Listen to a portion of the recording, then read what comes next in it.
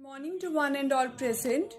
Today we will discuss the case studies related to the topic management as an art, science and profession. Let's start. First is A.R. Rahman is the first Indian to win Oscar award for his composition Jai Ho. His composition of music is unique as he has used the singing notes in a manner that is entirely his own interpretation. Like A.R. Rahman, Mr. Sugan, General Manager in Star Limited, uses his knowledge of management in a unique manner. All the employees working under his guidance are happy and satisfied because of his good behavior. He every day rewards or appreciates the employees for coming to office on time, performing the assigned task with the best of their capabilities. Moreover, Mr. Sugan treats all his employees as fairly as possible. He does not discriminate his employees on the basis of sex, religion, caste, belief, etc. So we have to tell here, is management used is art, science or profession? So the answer is management is an art. Rita is one of the most successful managers of her company, Cobb Limited. She uses her creativity and initiative in handling challenging situations at work. The knowledge gained by her during her student days at a renowned management institute as well as through her observation and experience over the years is applied by Rita in a skillful manner in the context of the realities of a given situation. She often reads books and other literature in various fields of management to keep her knowledge updated. First question. An aspect of the nature of management is being highlighted in the above description. Identify this aspect and explain any three features of the aspect identified in part 1. So, here management as an art is used. Features that establish that it is an art are: first is existence of theoretical knowledge. As in art, in management too, there is a lot of literature available in various areas of management which the manager has to specialize in. Second is personalized application. Like in any art, in management too, the manager applies his acquired knowledge in a personalized and unique manner. Third is based on continuous practice and creativity. Management satisfies this criteria as managers gains experience through regular practice and becomes more effective. Like any other art, a manager after studying various situations formulates his own theories for use in a given situation. This gives rise to different styles of management.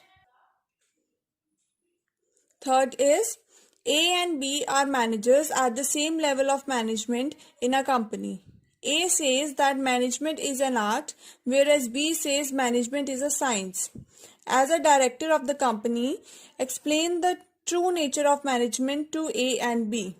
So we have to explain here the nature of management. So first of all, we will explain management as an art. Management is regarded as an art because, like in any art, in management too, there is existence of theoretical knowledge, example finance, marketing, etc., and personalized application of scientific methods to a given situation, and continuous practice and creativity, which gives rise to formulation of theories and styles of management.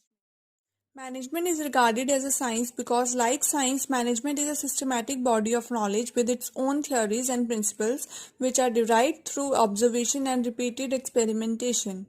However, since management deals with human beings and human behavior, the outcomes of these experiments are not capable of being accurately predicted. Therefore, management is called an inexact science. Now we have to explain the true nature of management.